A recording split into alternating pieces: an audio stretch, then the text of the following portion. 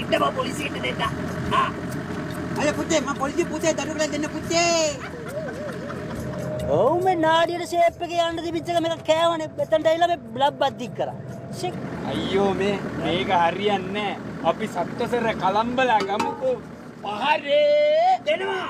පුංචි තංගකාරී ඩඩක් නිහඬ ගීතෙන් ගැඩක් කිමද රණ සිදරේ ඩකර ඩකර ඩක ඩකර ඩක ඩක ඩක ඩක ඩක ඩක ඩක ඩක ඩක ඕ අදලේ ඩක ඩක ඩකර ඩක